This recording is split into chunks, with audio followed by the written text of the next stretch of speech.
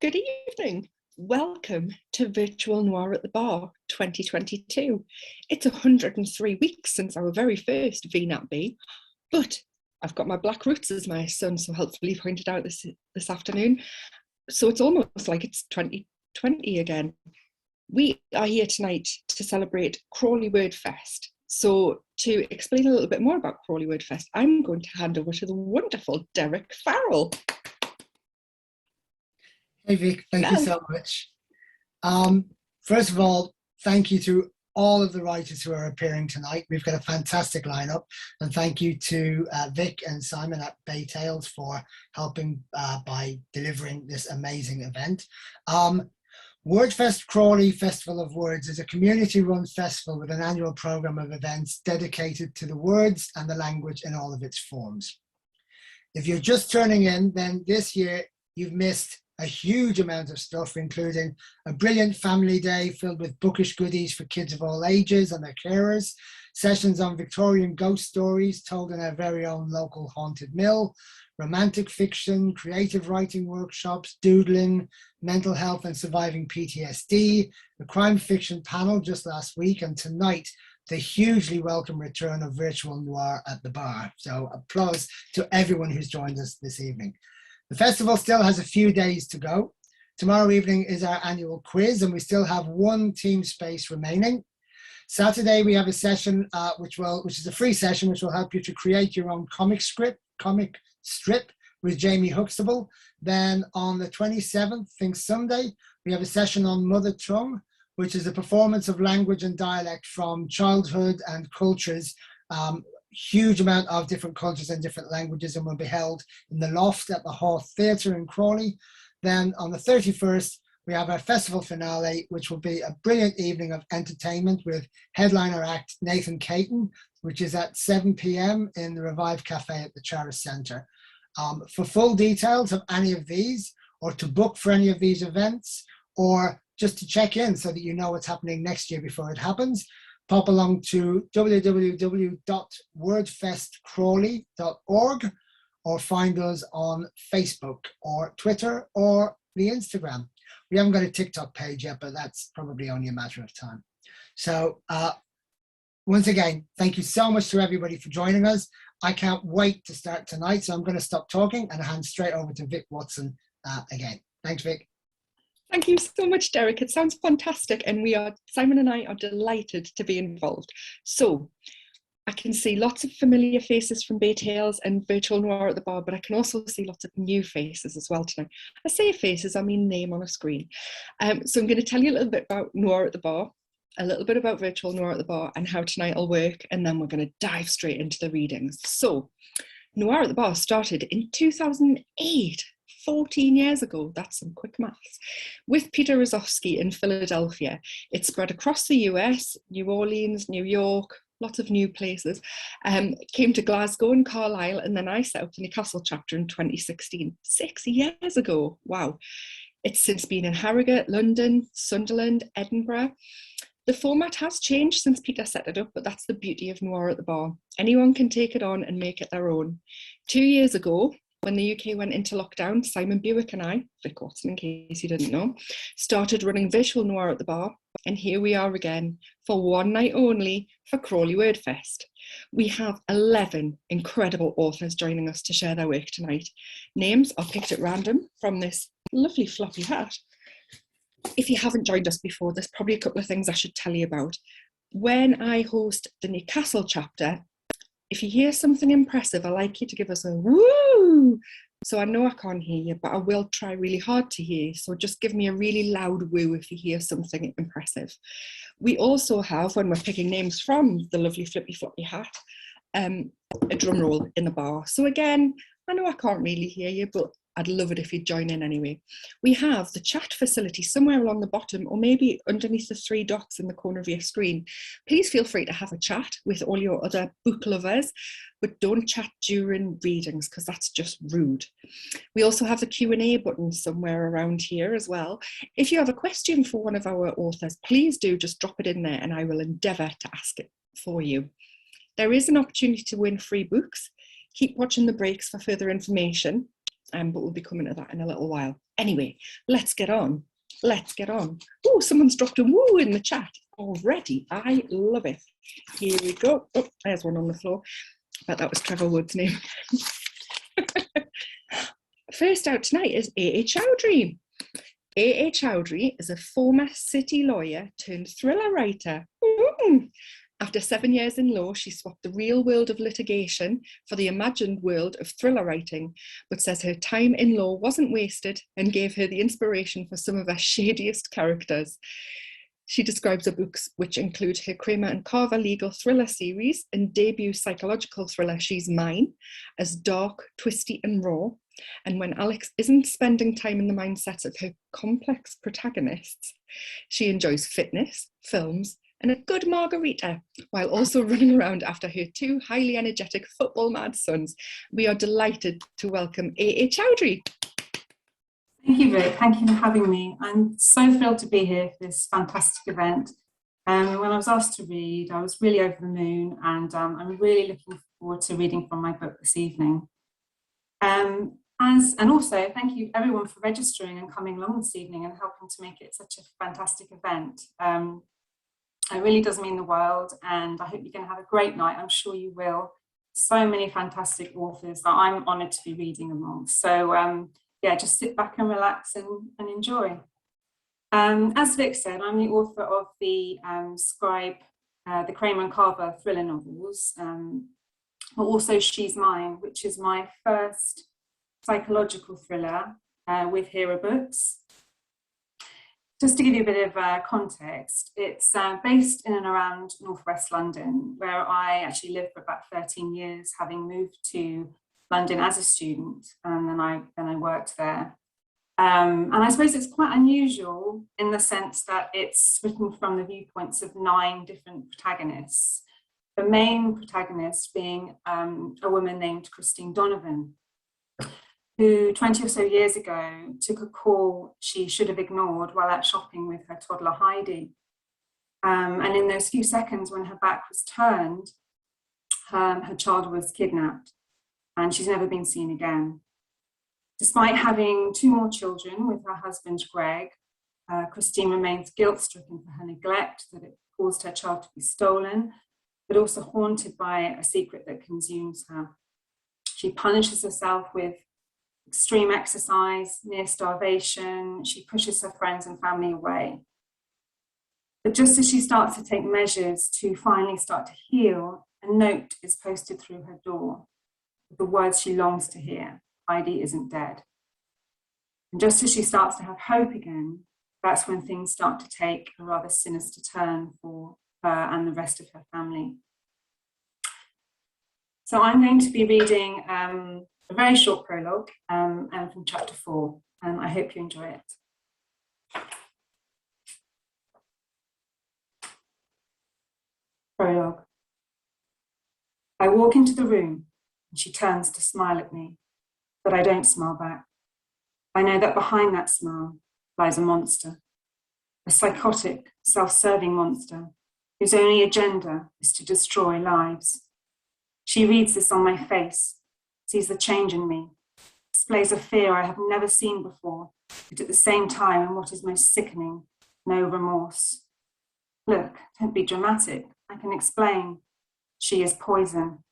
I act quick, grabbing the nearest cushion before she has time to defend herself with yet more lies, and with a force brewed from a rage I hadn't thought myself capable of, press it hard against her face, hard into the sockets of her eyes, crushing the bullshit out of her deceitful lips. It feels good, cathartic, satisfying, harder and harder until she is still. Those lips will lie no more. Chapter 4, Christine, now. I lie flat on Dr. Cousin's couch and try to relax my shoulders, which are tense and knotted from anxiety, and the intensive weight training which, over the years since you disappeared, has rendered my body unrecognizable from how it was before. Of course, when I fell pregnant with Ella and Daniel, I had to ease up, which was tough. It didn't sit well with my need for control. But even then, I still hit the gym up to 30 weeks gone. It was selfish of me, and it stressed the hell out of Greg. But I didn't care. It was that or go insane. Gone are my fulsome breasts and generous curves, the rounded hips and loose tummy flesh, which should serve as proud marks of childbirth. Instead, my arms are long and stringy. My biceps protrude through my close-fitting turtleneck jumper like Cox's apples. My chest is flat like a prepubescent boy's. My hips are straight and bony, my stomach hard and steel-like, the result of 1,000 crunches a day and relentless planks. Transforming my body was a way of hiding from me, my real disgraceful self. And so began an obsessive quest to make myself unrecognizable from the person I was before I lost you. The logic being that if I could somehow change my outward appearance, then perhaps I could fool myself into thinking I was no longer me, and therefore no longer the person who had lost you, who had behaved in the appalling way I had. It has become an addiction, I suppose. I seem to be prone to them. And like any addiction, it is dangerous and unhealthy. Both Miranda and Janine berate me for it. I have a feeling they talk about me on the phone. I'm not angry with them. It's not like they're conspiring against me. They'd never do such a thing. They're my friends, and it's only natural they'd worry about me and my obsessive nature, which will probably prevent me from hitting old age. But what they can't seem to grasp is that I don't care. Why should I care about reaching old age when you, my darling baby girl, may have been denied the chance to reach adulthood because of my own selfishness? You and I were in Peter Jones on the King's Road. It was an unusually hot late summer's day, and we ducked inside the air-conditioned department store to seek sanctuary from the heat. Like me, you were wearing a sleeveless cotton dress, only yours was dotted with pretty multicolored butterflies, while mine was plain blue and white striped. I knew even then that you were a girly girl. You would giggle when I decorated your hair with ribbons and sparkly hair grips, and you would always point to the pretty pastel-colored dresses in the shops and in my glossy women's magazines, not to mention delight in opening my handbags, testing every cosmetic inside, often with very messy results. You would play for hours on end with your dolls, smoothing down their hair, giving them hugs when they were sad or scared, attempting to change their nappies, feeding them milk with your plastic baby bottle. And you would sit upright on my bed, watch me with fascinated eyes as I sat at my dressing table and applied my lipstick, or arranged my hair in the style I wanted for that day. You were my princess, but you were also a daddy's girl. The joy on your face was priceless. On the rare occasions Greg came home early from work and scooped you up in his arms, spinning you round until you were dizzy and showering you with kisses as you giggled uncontrollably. I can still remember your unaffected laughter, the way your face broke out into the broadest of smiles, the pure natural elation of being loved. It is one of my fondest yet most painful memories. That day, the day you were stolen from me, you had just turned 2.5. An unbelievably cute age, chubby cheeks, chubby arms, chubby legs, lovable little phrases that would melt my heart. And when I looked at you, I'd have this urge to wrap you up in my arms and squeeze you tight because you were just too goddamn gorgeous. And it was almost hard to believe you were mine. You came from me and I'd wonder how I had existed, truly lived before you. You had a delicious mop of chocolate brown curls just like your father, the dinkiest of milk teeth interspersed with a few adorable gaps, fat little legs that kicked about in the buggy as you took in your surroundings with glee. Curious about everything, your big brown eyes filled with wonder, along with pure unconditional love for the one with whom you felt most safe, the one person who attended to your every need, who more than anyone you could trust to keep you safe. If only that had been true. Thank you. Thank you so much for that. I'm very jealous that in this book there is a 2.5-year-old that will sit in a buggy, but never mind. That was so great. I really enjoyed it. Thank you so much. No, my pleasure. Thank you. Thank you very much for joining us. I forgot to say, before I take the next name out of the hat, you can tweet about us tonight if you would like to. It's #VNatB. It stands for Virtual Noir at the Bar. Take some pictures, tag us in it, tag your favourite author in it, just have a good chat. So, next up is Eamon Alonge. Ayman Alonge is the Nigerian-born author of the action-packed crime thriller laced with dark humour, A Good Day to Die. He made a huge impact when he appeared at Bay Tales Live in Whitley Bay last month, and we are delighted to have him on VNAP B for Crawley WordFest tonight. Welcome, Ayman. Thank you very much, and it's lovely to be here. My first reading was in the past one, so you know, I guess before I read, I would just tell you a bit about the book. It's called A Good Day to Die. It centers on a nameless figure who returns to London. You can call him Pretty Boy, after a decade away for vengeance, but his return sets up a chain of events that, you know, destabilizes the balance of power in London underworld, and the hunter becomes the hunted. But he would do anything to get his revenge or die trying. So that is it. It all takes place in a day, as the book says, and there are 2 points of view. There's one who you hear from Pretty Boy, and then the other side you sort of hear from an eye of God sort of thing. So in the previous reading, I read the first chapter, which is not Pretty Boy's voice, and I was going to read the first chapter again, but the wife said I should, you know, do something different, you know, give, you know, the audience a taste of Pretty Boy. And so I have picked a fairly brief portion of the book.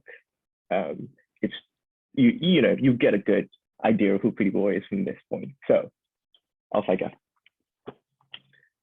2:30 p.m. Dead people don't feel pain. A hard slap wakes me, and the bastard who had knocked me unconscious is crouched over me, with his face just inches away from mine. He grins and leans away, as if allowing me to take in the full extent of my helplessness. I'm still naked, tied to a chair, with my hands tied behind me. Rebecca is unconscious beside me, and I'm relieved because it doesn't look like she's been assaulted any further. She's also tied up though. The bastard taps me with his machete. Hey, I'm Tarek, he says. What's your name, bruv? I wouldn't have answered, but I can't anyway, because I have duct tape over my mouth. Oh, sorry, bruv, he says, and laughs. He places his machete across my neck and pulls the tape off. It hurts. Where is it, he asks. What, I respond. What, he repeats and chuckles. Really, what? Yes, what? He scowls, but I'm not fazed. I'm very, very angry with you, mate, he says. Not because you lied to me. It's because I can't trust you anymore. This would have been much easier if I trusted you. He runs his fingers along the blade of his machete. Now I'm going to have to get messy with you. I've been doing this years, mate, and I'll tell you this. When people are close to death, they always tell the truth. I've always wondered why that was the case. Personally, I wouldn't bother saying anything because I'm dying anyway. Why, I ask him. He's surprised by the question. Why what? Why do they always tell the truth? He considers my question for a few seconds. Fear of death, he said. They think the truth will help, save their lives in that, and the pain. Did it ever help? Yes, he says and smirks. Dead people don't feel pain.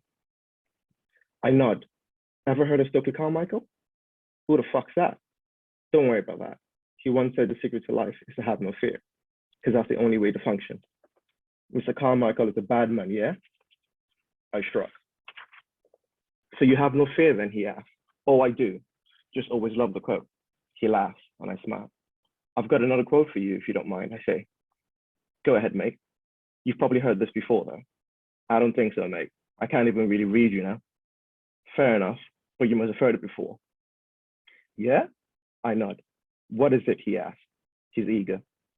Go suck a fucking cock, you weedy fucking cunt, I say, taking care to enunciate every word.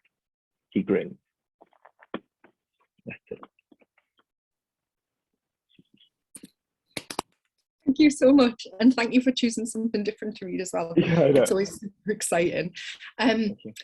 Val says she was lucky enough to win a copy when you were reading at Bay Tales Live, that big crossover in October, reading it just now and really enjoying it. So thank you very much. Yes, you're getting a lot of love in the chat. Thank you. This is an interesting question from Alex Hawley. Eamon, what is the thing you are most frightened of? Oh, failing my son, I suppose. My upbringing wasn't the worst, but it wasn't the best. But I want to make sure how I give him the best and the best possible. And it's sort of scary to think about failing, and just, you know, he's just won now, and he's like looks up to me as much as possible, and that fear is, but I think the fear sort of, you know, it drives you, you know, as long as I have that fear, I don't think I'll ever fail. So that is one for me. So yes. Thank you so much for joining us tonight. It was lovely to see you again. Lovely to be here. Thank you. Thank you. Thank you very much. Thanks, everyone. Good luck with the other authors. Right. Has everybody got their drums ready? Because I can hear, you know. It didn't fall on the floor. Trevor Wood, whenever he goes to VNAT B or Noir at the Bar in Newcastle, he always comes out last. So Trevor, you're third tonight. Woohoo! How did this happen? I'm stunned. Stunned. I've never done this sober before. And that's why you have to come in at the end. Trevor Wood has lived in Newcastle for 30 years and considers himself an adopted Geordie, but he still can't speak the language. His first novel, The Man on the Street, is set in his home city and features a homeless protagonist, and that won the Crime Writers Association's John Creasy New Blood Dagger for Best Debut. Ooh! And the Crime Fest Specsavers Debut Novel of the Year. Who did you beat to win that one, Trevor? Some geezer called Osman. Can't remember his first name. Ooh. It was also shortlisted for Thixton's Old Peculiar Crime Novel of the Year and has been optioned for TV by World Productions, the makers of Line of Duty and Bodyguard. It was followed by the highly acclaimed sequel, One Way Street, and the final book in the trilogy, Dead End Street, was released earlier this year. Trevor is one of the founder members of the Northern Crime Syndicate and is a volunteer chef at the People's Kitchen in Newcastle, a charity that provides hot meals for around 200 people per day. So, great bloke, great writer. Everybody, huge round of applause. Trevor Wood. Thanks very much, Vic. I'm going to be reading from Dead End Street, the third in the Jimmy Mullen trilogy. In Dead End Street, Jimmy's best friend, Gadge, is arrested for murder. And Jimmy manages to get him released and then hides him away in Jimmy's ex-wife's house to protect him from some gangsters who are looking for him. And we're going to join Gadge in that house. Gadge was bored. How long could you play solitaire for without wanting to poke a rusty fork in your eye? It was too easy. He'd nailed it 5 times in a row now. I mean, obviously he'd cheated, but everyone did that, didn't they? He stared out at the garden. Since he'd moved into Bev's, he'd spent both afternoons snoozing in a hammock outside. It was chilly, but felt like freedom after being locked up. Sadly, it was pouring down this afternoon, so that was a non-starter. The fridge was making a buzzing noise. The beer was calling him. He liked Bev, and if he was 10 years younger, a few stone lighter, and a lot more handsome, he might have laid on the old Gadge charm to see where it would go. But those days were long gone, and Jimmy would rip his head off just for thinking about it. How the man had pulled her back in the day was a mystery. He'd definitely been punching. However, the woman had issues.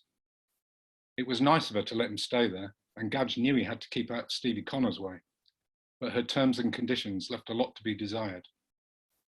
He could live with the daily shower and the bed making, even with the cleaning duties she'd delegated to him, but restricting a man's beer intake was cruel.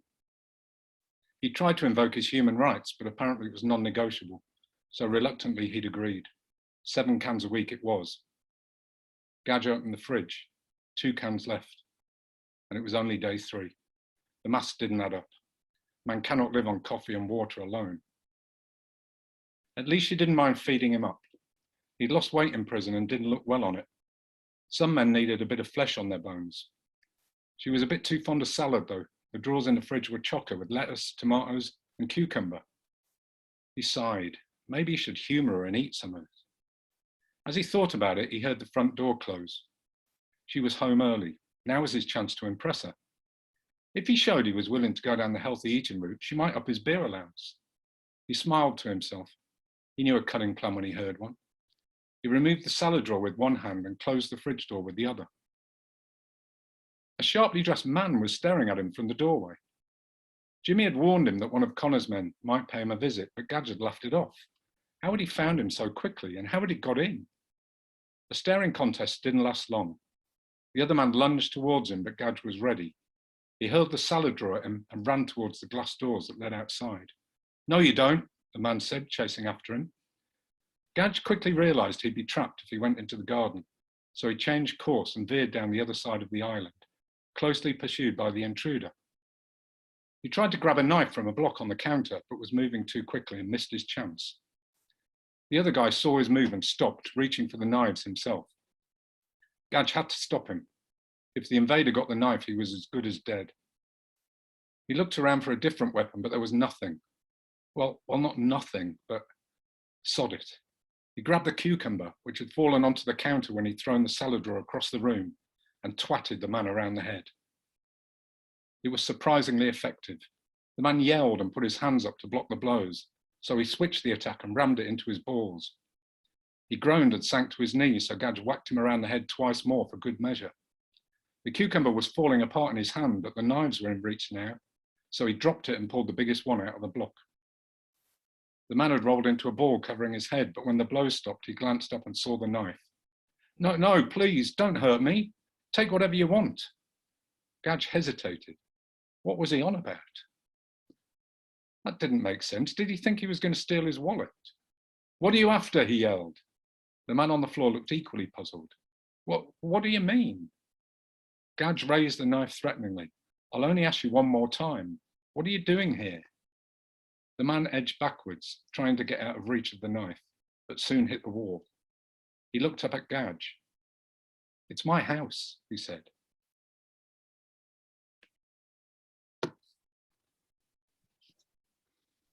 Not a dramatic pause, Trevor? No. Thank you so much, Trevor, for that fantastic reading. And you can go and enjoy the rest of your evening now. You're not waiting till the end. Lovely. Thanks very much, Vic. Cheers, everyone. Thank you so much for joining us. Bye-bye. Okay. We have one more name to come out of this lovely sun hat that has never actually been worn as a sun hat. And then it's break time. Annette is hiding the cucumber as we speak. I presume that is the reference to Trevor's reading. Yes, Russ Thomas. Yay! Russ Thomas is the best-selling author of the D.S. Adam Tyler novels Firewatching, which was Waterston's Thriller of the Month in November 2020, and Nighthawking, Sunday Times Book of the Month, May 2021. Woo! Russ has an MA in writing from Sheffield Hallam Uni and lives in Sheffield. And I believe, Russ, you're going to be sharing a new story with us tonight. Yes, I am. I'm going to be reading from Cold Reckoning, which is the third book in the DS Adam Tyler series and is out in May. Excellent. Thank you so much. There's not a lot to tell you before I start, although this reading is taken from a little way through the book, so I probably should just explain a little about the story. It starts with a body being found, as they do in crime fiction, and this body is buried, well, not buried at all, submerged under ice in a frozen reservoir, and it's connected to a cold case. So DS Adam Tyler, who's in charge of cold cases for South Yorkshire Police, is brought in to investigate, but he soon discovers that it's also linked, or could be linked, to a crime that his father was investigating before he died in mysterious circumstances.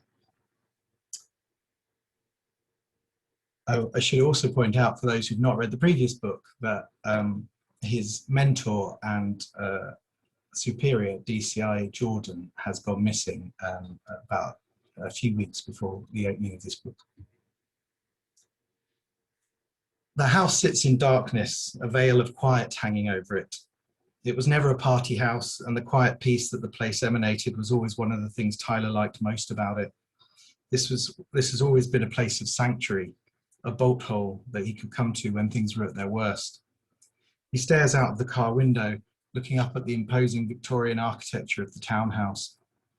He first came here as a child, and it seemed much bigger then. He remembers looking up at the attic window and thinking how far away it seemed.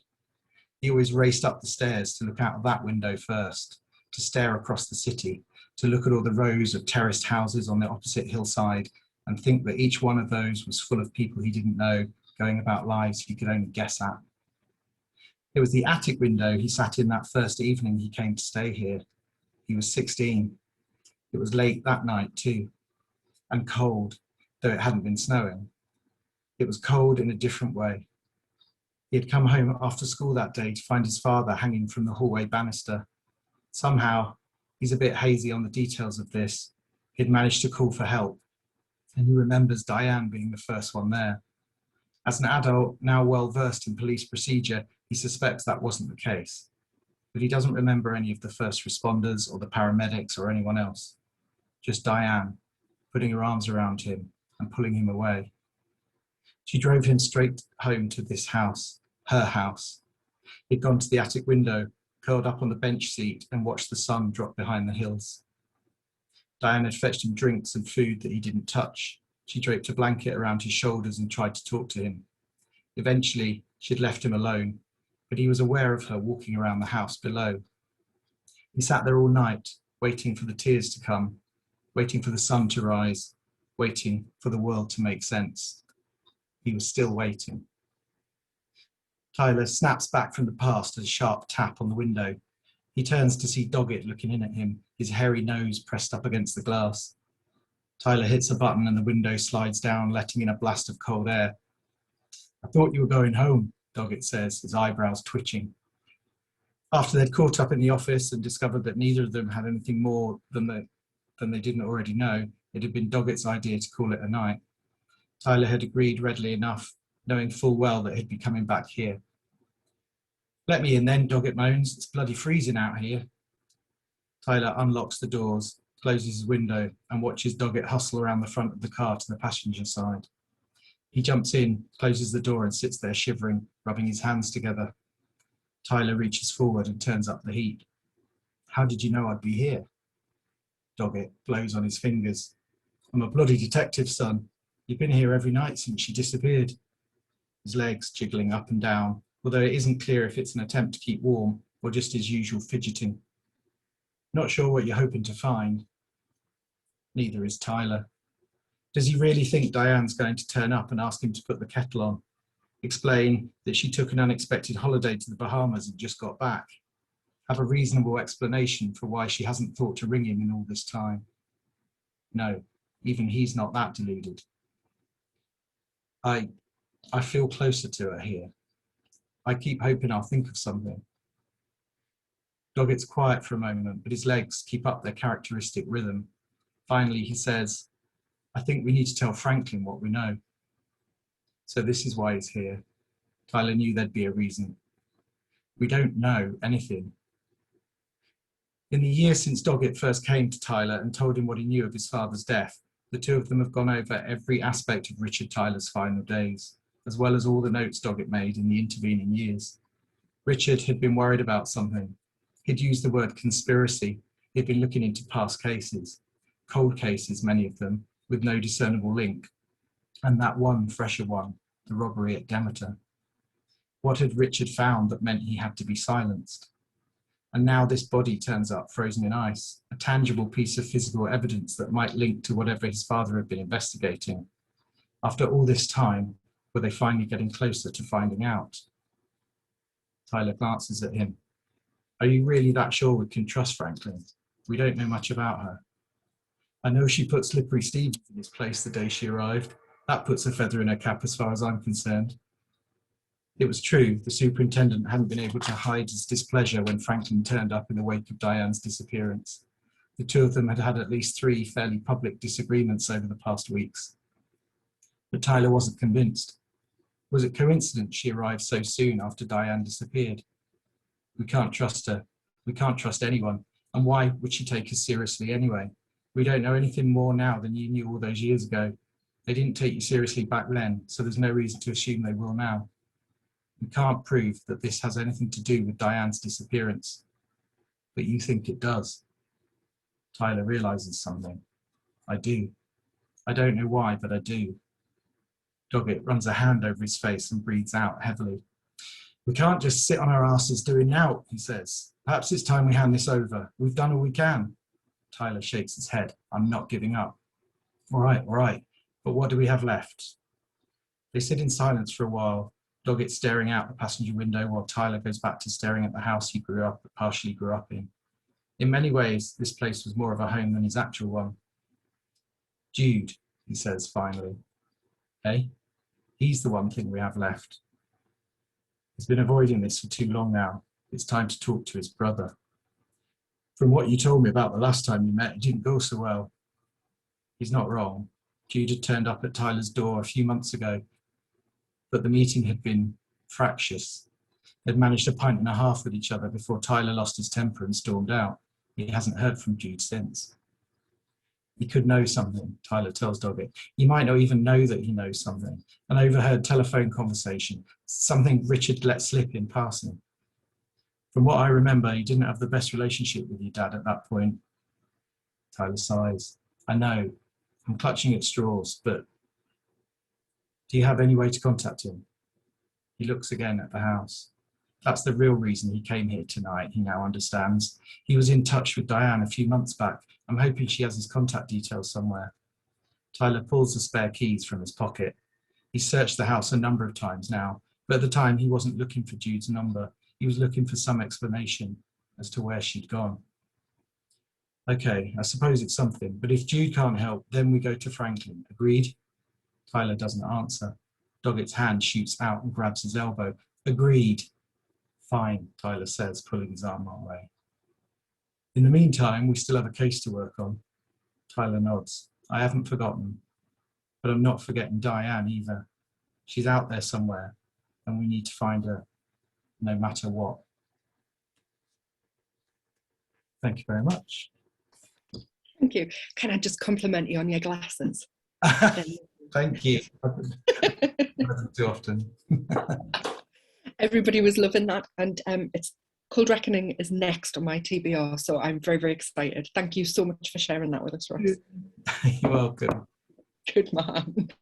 Okay, everyone, so we're going to go to a break now. I've got a couple of things to remind you about beforehand.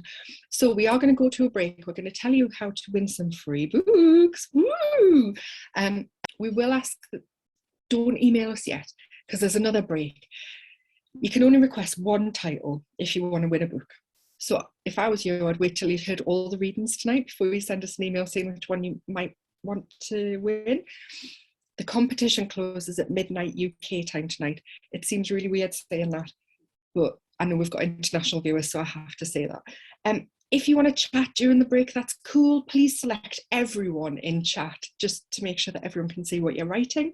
And I will also remind you that back in the day when we had Virtual Noir at the bar every week, we used to have a quote of the night competition.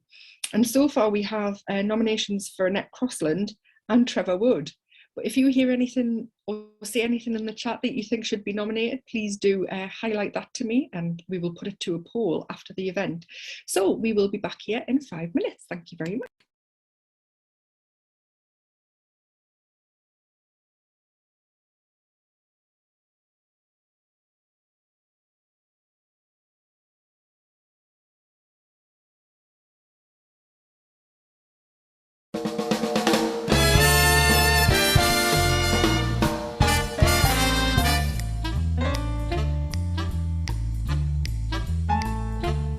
Well, it's a marvelous night for a moon dance. The stars all above in your eye. A fantabulous night to make romance beneath the cover of October sky. And all the leaves on the trees are falling to the sound of the breezes that blow. And I'm trying to place to the calling of your heartstrings that play soft and low. You know the night's magic seems to whisper and hush, and all the soft moonlight seems to shine in your blush. Can I just have one more moon dance with you, my love? Can I just make one more moon dance with you, my love? Well, I want to make love to you tonight. I can't wait till the morning has come. And I know now the time is just right, and straight into my arms you'll run. When you come, my heart will be waiting to make sure that you're never alone. There and then all my dreams will come true, dear. there and then I will make you my own. And every time that I touch you, you just tremble inside, and I know how much you want me that I can't hide. Can I just have one more moon dance with you, my love? Can I just make one more moon dance with you, my love?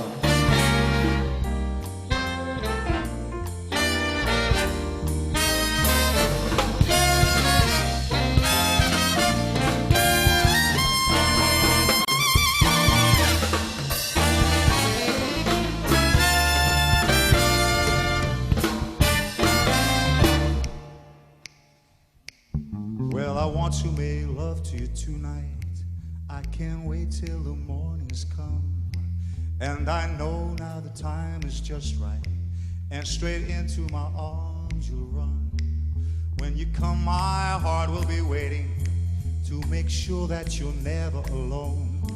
There and then all my dreams will come true, dear. There and then I will make you my own. And every time that I touch you, you just tremble inside, and I know how much you want me that I can't hide. Can I just have one more moon dance with you, my love?